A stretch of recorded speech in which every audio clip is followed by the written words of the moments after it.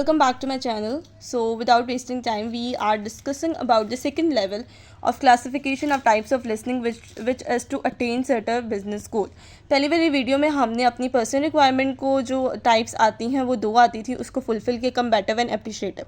अब बिजनेस गोल के अंदर हमारे पास 3 आती है, open listening, analytical listening and active listening. और मैंने आपको पिछले लेक्चर में बताया था कि हम इन सबको 3 जो है वो हेडिंग्स में, सब हेडिंग्स में डिवाइड करेंगे. सबसे पहले हमारे पास ऑब्जेक्टिव आ जाएगा, दूसरा एक्सप्लेनेशन, तीसरा एग्जाम्पल. सो इसके अंदर भी मैं ऑब्जेक्टिव या पर्पस का जहाँ वर्ड है तो आपने वहाँ हेडिंग ऑब्जेक्टिव की ही देनी है कि यहाँ मकसद क्या है. ओपन लिसनिंग, बिजनेस गोल की हम जो है अचीव करने के लिए ये लिसनिंग करते हैं. The purpose of listening is to look for possibilities. अब ये आगे एग्जाम्पल, E.G का मतलब होता है example. Maybe you are at a meeting to discuss a proposal and want to learn more about the business possibilities. Or maybe a close friend is pitching you an idea.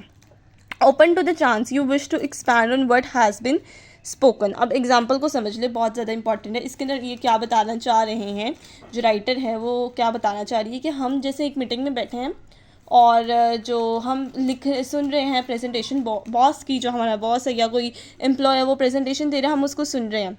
हम अपनी सोचों को एक तरफ side पे करके सिर्फ उसकी बात सुन रहे हैं, सिर्फ उसकी बात पर फोकस कर रहे हैं. ये आगे इसकी एग्जांपल. अब एक्सप्लेनेशन या मैकेनिज्म आप कह सकते हैं.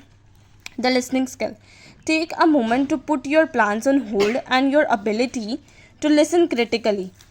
ठीक है, उसने टेक अ मोमेंट कि आप 2 मिनट के लिए रुकें, अपने प्लान्स को दूसरी तरफ रख दे, साइड पे रखते हैं जैसे कि मैंने पहले बताया है. और आप अपनी लिसनिंग क्रिटिकली लिसनिंग को आपने नहीं सोचना, आपने तनकीद के लिहाज से नहीं सोचना, आपने सिर्फ जो हमारे पास जो बता रहा है सिर्फ उसके बारे में सोचना है जहाँ तक वो है. ठीक है ना. Activate your optimism and